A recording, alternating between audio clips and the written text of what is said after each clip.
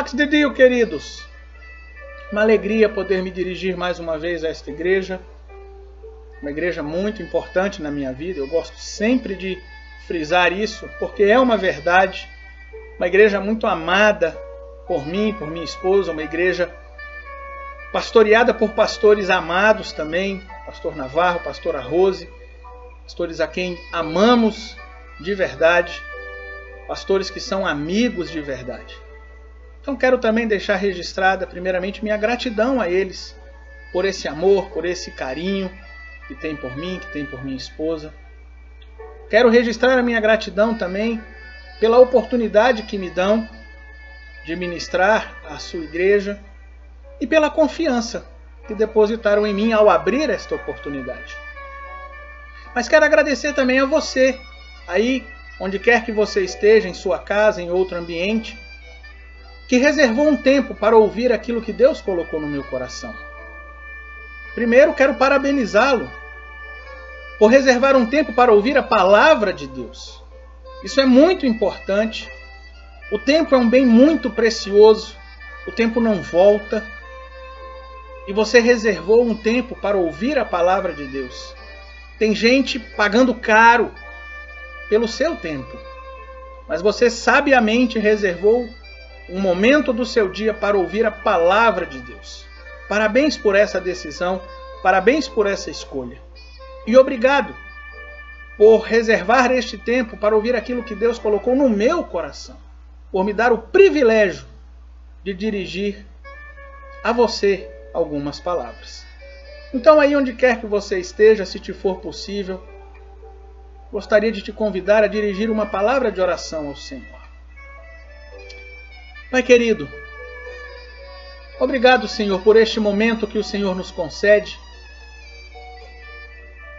de buscar a Tua face, de estar em Tua presença, de ouvir a Tua voz, Senhor. Queremos, Pai, neste momento, ouvir a Tua palavra. Que o Teu Espírito Santo, Senhor, possa falar a cada coração. O Senhor conhece a necessidade de cada um. E que o Senhor possa agir em cada coração conforme essa necessidade. Que a Tua palavra, que é viva e eficaz, possa penetrar em nossas vidas, em nossos corações e fazer mudanças, Pai. E nos aperfeiçoar, e nos exortar e nos consolar. Para que o Teu nome continue sendo louvado em nós, por nós e através de nós. Fala aos nossos corações, Pai, para a glória do Teu nome. Em nome de Jesus. Amém. Querido, quem convive comigo sabe que eu gosto muito do estudo da semântica linguística. Isto é, o estudo do significado das palavras, do significado dos sinais, das frases, das expressões. Eu amo esse estudo. Eu amo o estudo da etimologia das palavras, de onde vem cada palavra, porque isso também revela o sentido das palavras. E eu gosto muito disso. É um estudo para mim muito lindo, muito encantador.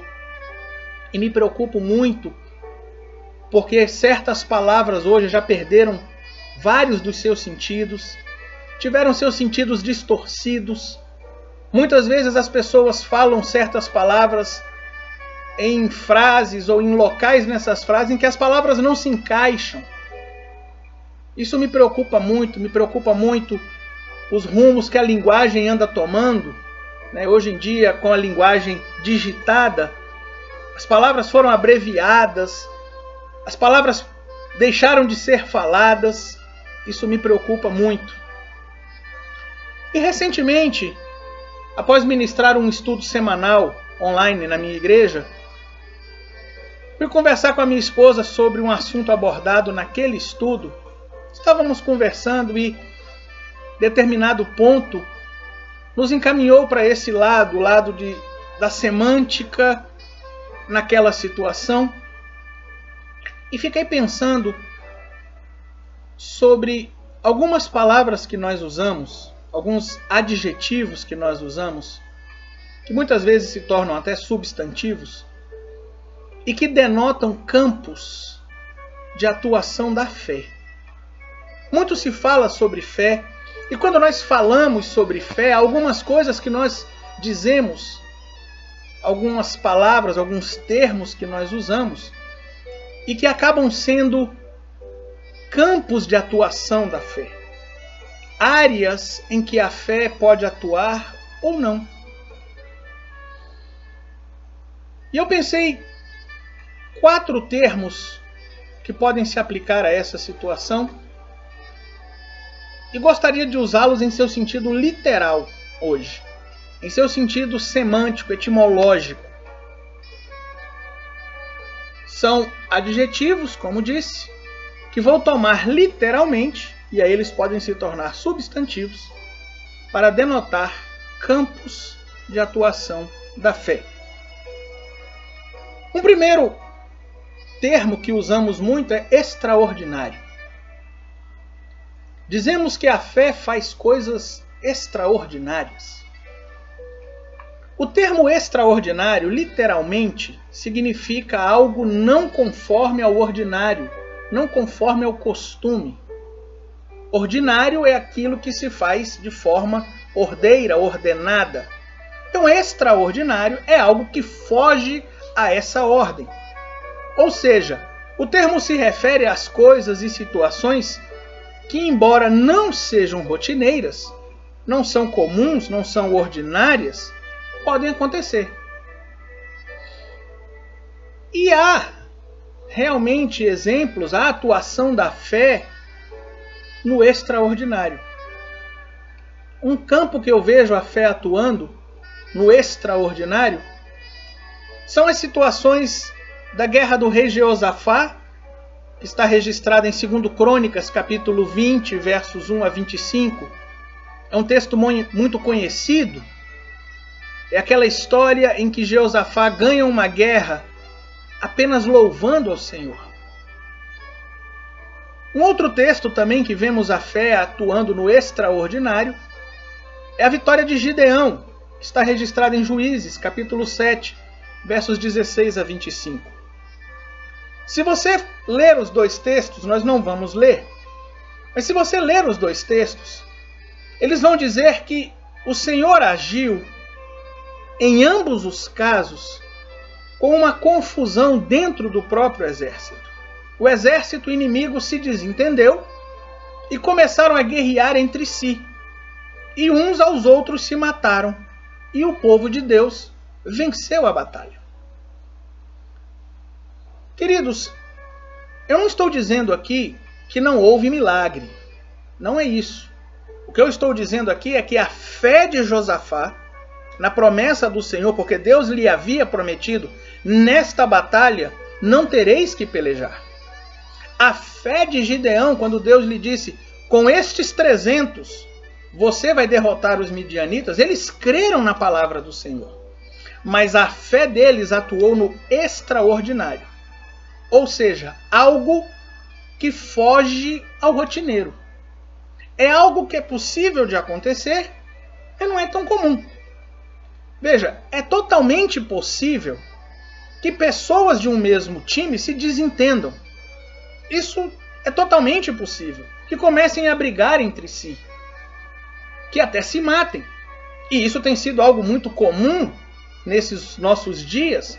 Amigos que brigam e se matam. Pessoas do mesmo time, de uma mesma equipe, de um mesmo exército, que se desentendem e se matam.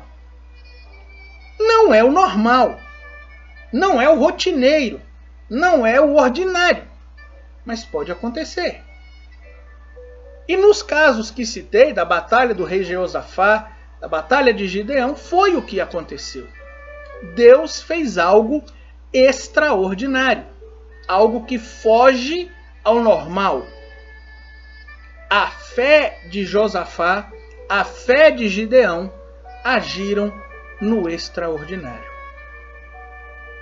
E sabe, queridos, há situações na nossa vida em que precisamos que Deus haja de forma extraordinária, que Deus haja no extraordinário. Situações em que a solução é possível, não é a solução normal, não é algo que acontece todo dia, mas é algo possível de acontecer.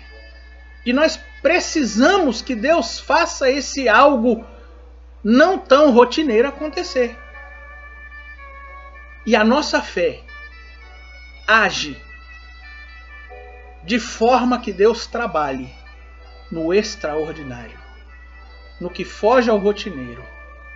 A nossa fé atua no extraordinário. Um segundo termo que vejo que usamos quando falamos de fé e se torna um campo de atuação da fé é o sobrenatural. Falamos muito disso. A fé age no sobrenatural. Literalmente, sobrenatural significa superior à natureza, fora das leis naturais. Sobrenatural, acima do natural. Ou seja, o termo se relaciona àquilo que quebra a ordem natural dos eventos, aquilo que quebra as leis naturais da vida, da física, da química, da biologia. E a Bíblia também tem situações assim. A Bíblia também mostra Deus agindo no sobrenatural, naquilo que está acima das leis da natureza. Um exemplo disso está em Josué capítulo 10, versos 12 a 14, que diz que Josué orou e o sol parou. Queridos, o sol parar é completamente contrário à ordem natural. É completamente contrário à natureza. É claro que o sol parar, hoje sabemos que na verdade é a terra quem parou. Quando a Bíblia diz que o sol parou, ela está falando na ótica relativa a nós seres humanos. Mas seja o sol parar ou seja a terra parar, isso é completamente contrário às leis da física, às leis da astronomia. Em termos naturais, isso envolveria cataclismas em toda a galáxia, em todo o sistema solar e, por que não, em todo o universo. Mas o sol parou. Josué orou e o sol parou. Deus agiu no sobrenatural.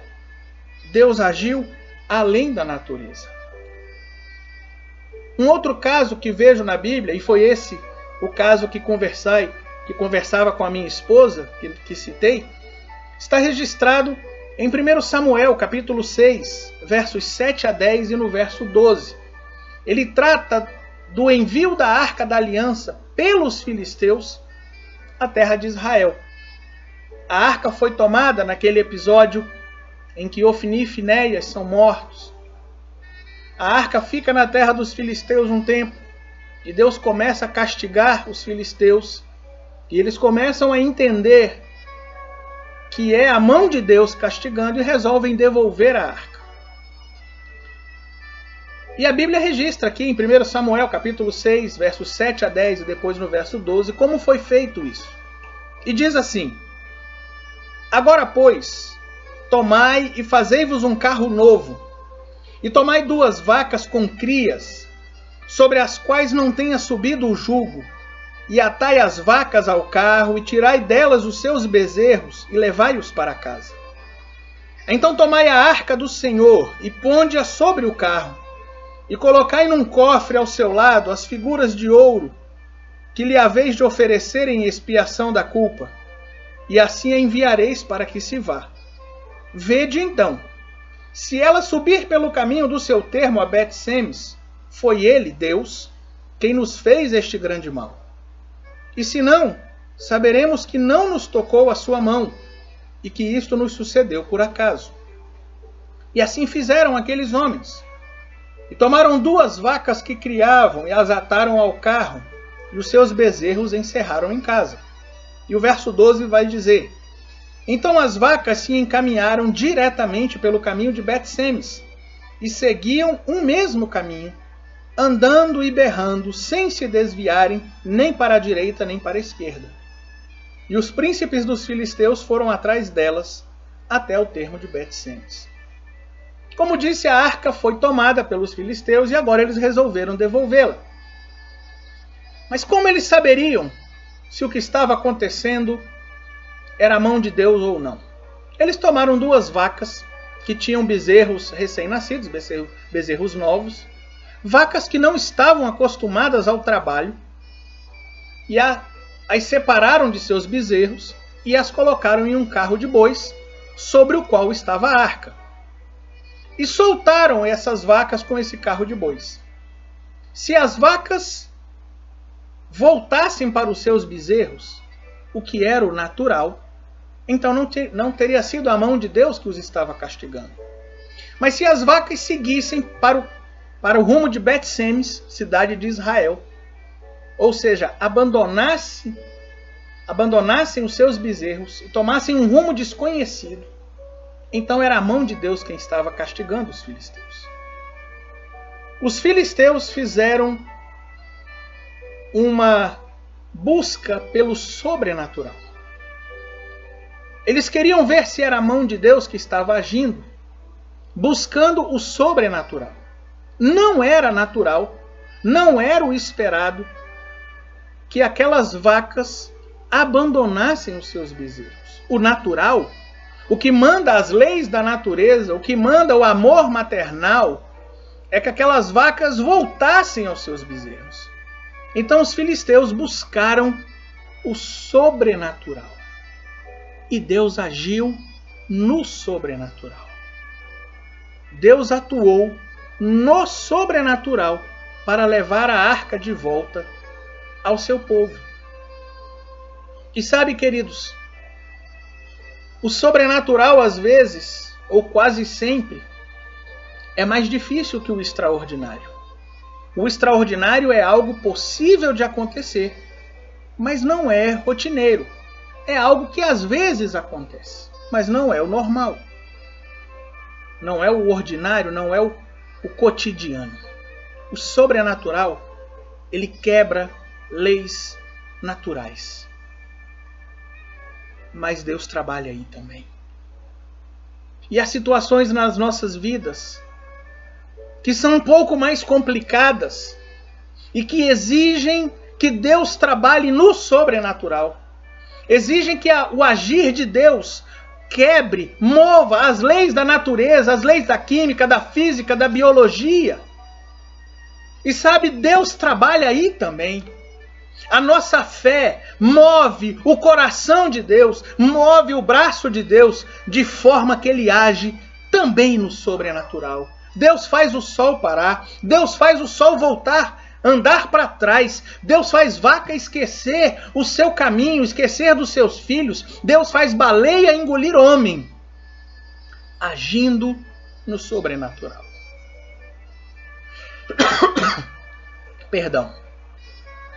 Um outro termo, esse sim usamos muito para falar da fé, um outro campo de atuação da fé é o impossível. Esse sim dizemos muito, né? A fé faz o impossível. O termo impossível literalmente significa o que não é possível. Algo irrealizável. Obviamente, ficou claro o sentido, se refere àquilo que não é possível de ser feito. Você vai dizer, sim, pastor, mas muitas vezes o extraordinário e o sobrenatural também não são possíveis de serem feitos. E é verdade. O impossível muitas vezes abarca o sobrenatural e o extraordinário. Mas nós usamos o termo impossível para dizer algo que está realizado, consumado, algo que não pode ser mais mudado. Algo que as pessoas costumam dizer como sacramentado.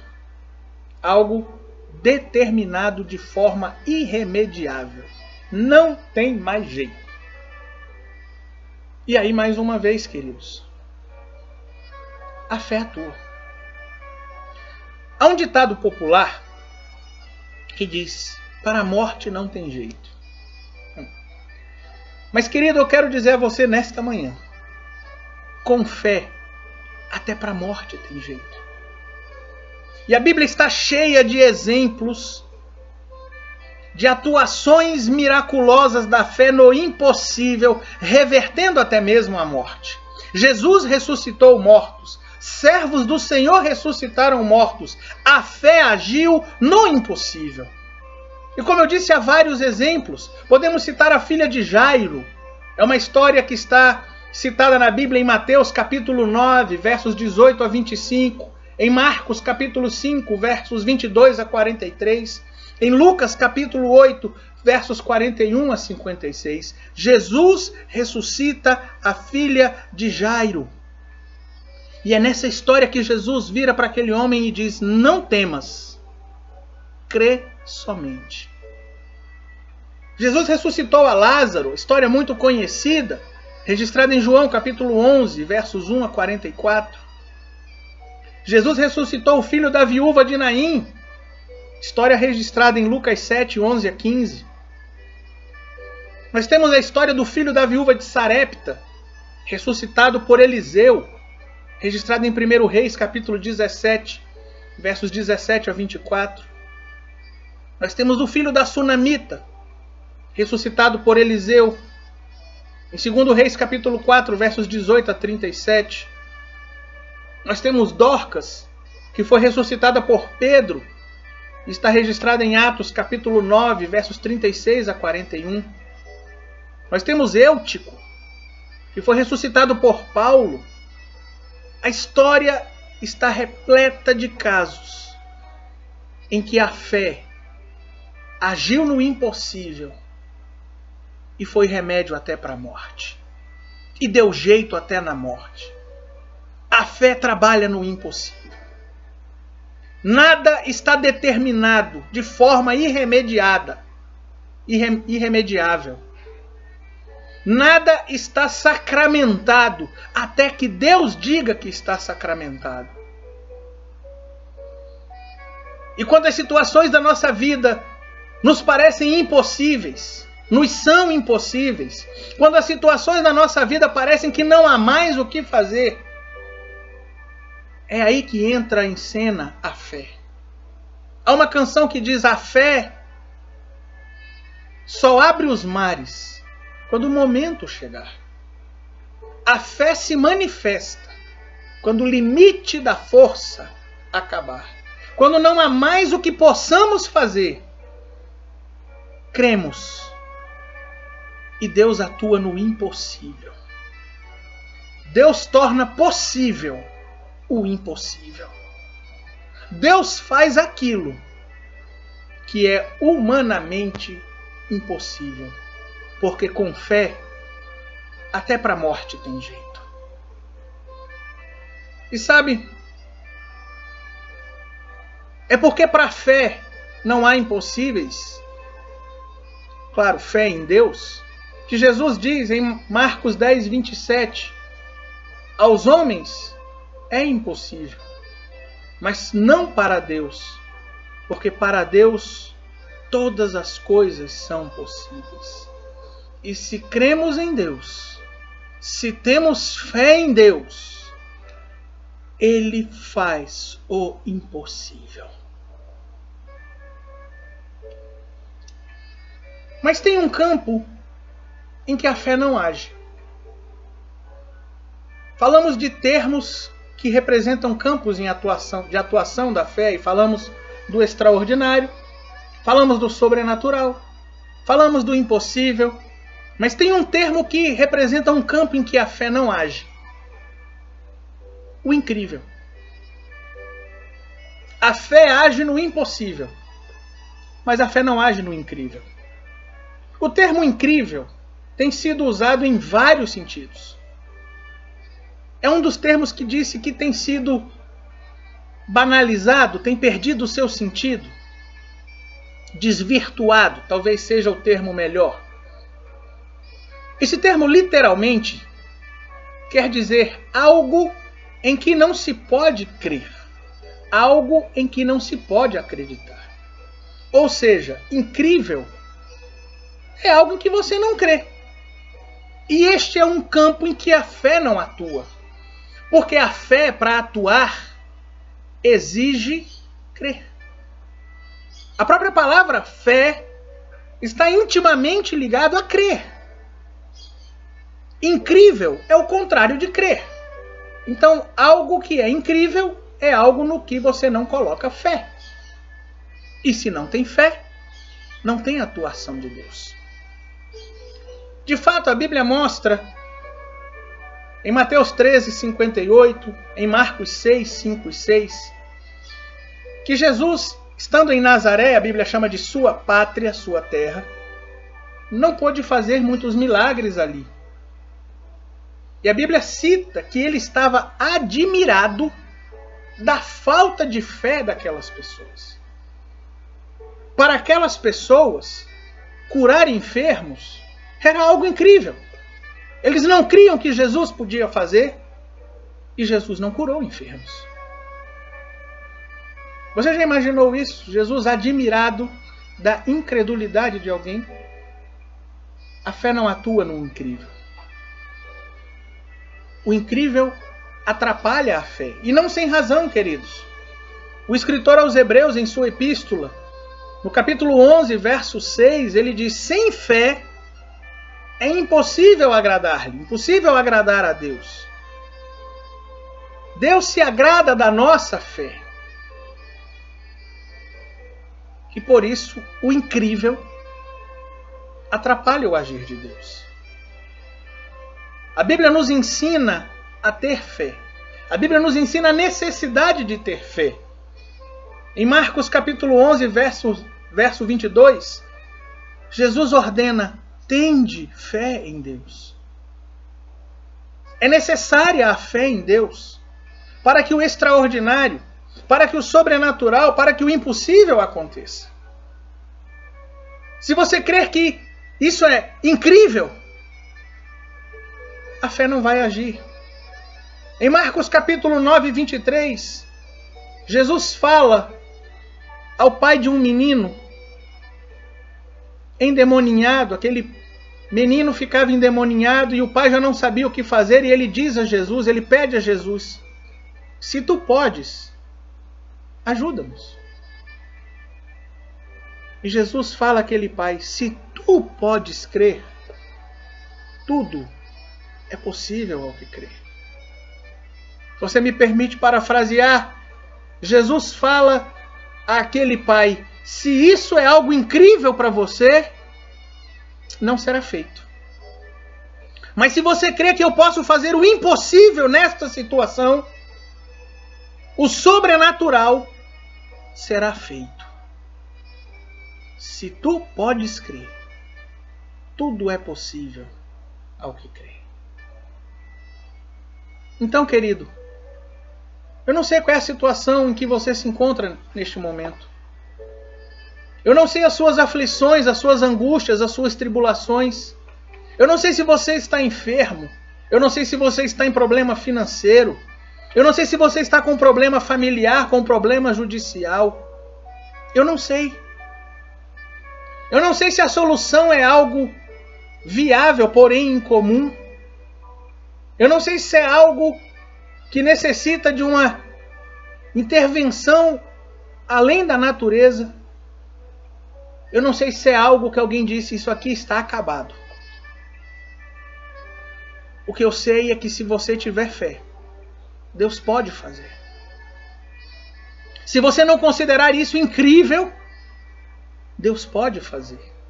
A sua fé pode fazer o sobrenatural, o extraordinário, o impossível. Mas a sua fé não pode fazer o incrível. E por isso eu retomo o dito de Jesus às irmãs de Lázaro, quando Jesus diz: retirem a pedra. E elas falam: Senhor, ele já está morto há 4 dias. E Jesus diz a grande lição: se tu creres, tu verás a glória de Deus. Querido, creia. Creia. Creia que Deus pode fazer o sobrenatural, o extraordinário, o impossível. Mas saiba que Deus nunca fará o incrível. Então creia. Nós vamos fazer uma oração. Aí onde você está, se te for possível. Coloque diante de Deus a sua causa. Coloque diante de Deus a sua fé. Talvez o que você precise é falar como aquele pai que eu citei. Jesus disse, se tu podes crer, tudo é possível ao que crê. E aquele pai diz a Bíblia que com os olhos, com lágrimas, ele diz, eu creio, Senhor. Ajuda a minha incredulidade. Muitas vezes, o nosso coração quer crer. Mas a nossa natureza nos impede de crer. As pressões externas nos atrapalham a crer. O calor da situação dificulta que creiamos no agir de Deus. E talvez a nossa oração tenha que ser como a daquele pai. Ajuda a minha incredulidade. Ou como dos discípulos, acrescenta-nos a fé. Creia. Peça ao Senhor, Deus, ajuda a minha incredulidade. Feche os seus olhos, queridos, e ore comigo. Pai, obrigado, Senhor, por tua palavra. Obrigado, Senhor, porque tu és Deus vivo e tu falas. E tu falas a cada um conforme a necessidade individual. E tu falas a quem escutar. Senhor, nesta hora nos colocamos diante de ti. Senhor, cada um de nós tem uma situação, tem um problema, tem uma aflição, tem uma angústia, uma tristeza, uma preocupação. Mas nós nos dirigimos a ti, Senhor, porque tu és o nosso Deus. Porque tu és o nosso refúgio e fortaleza, socorro bem presente na angústia. Senhor, e nós cremos que para ti nada é impossível. Nós cremos, Senhor, que tu podes fazer por nós o extraordinário. Nós cremos, Senhor, que o Senhor pode atuar no sobrenatural. Nós cremos, Senhor, que o Senhor pode fazer o impossível. E por isso clamamos a ti. Deus, olha para cada necessidade, Senhor. Olha para cada causa, Senhor, que cada um dos teus filhos coloca diante de ti nesta hora. Cada situação, cada problema, de cada ordem, seja ela, Senhor, familiar, seja ela espiritual, seja ela judicial, seja ela financeira, trabalhista, profissional, Deus, seja qual for a causa, nós cremos, Senhor, que tu podes fazer algo.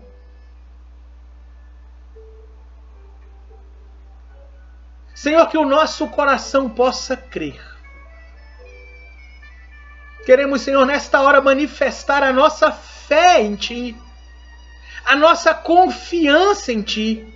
Senhor, nós cremos, nós sabemos, nós temos certeza, Senhor, de que em ti há poder para fazer conforme a necessidade de cada um. Mas nós cremos, Senhor, no teu agir. Nós confiamos no teu agir. Nós dizemos a ti, Senhor, que sabemos que o Senhor tem o melhor. E que o Senhor pode fazer tudo o que quer. Mas que muitas vezes o Senhor não quer fazer tudo o que pode. E a nossa fé alcança, Senhor, confiar em ti, crer em ti, acreditar em ti, nos entregar a ti, mesmo que o Senhor não faça conforme pedimos, mas sabemos que tu tens o melhor. Pai, mas muitas vezes, Senhor, a nossa natureza humana, a nossa natureza falha, fraqueja, e a nossa fé não alcança tanto, Senhor. A nossa fé rateia. A dúvida, o medo começam a falar aos nossos corações. E nessa hora queremos pedir a Ti, Senhor, como aquele pai, ajuda a nossa incredulidade, Senhor. Deus, que em nossos corações não haja o incrível. Que em nossos corações, Senhor, não haja barreiras para o Teu agir. Que tenhamos convicção, certeza de que o Senhor pode fazer tudo. E que para Ti não há impossíveis. Que Tu és o Deus do impossível. Nos ajuda, Senhor. Para a glória do Teu nome te pedimos, Pai. Em nome de Jesus. Que Deus te abençoe, querido. Que a sua fé seja aumentada. E que você veja o agir de Deus no extraordinário, no sobrenatural, no impossível. E que em seu coração nunca haja o incrível para Deus. Que Deus te abençoe. Um grande abraço. Pax de Dio.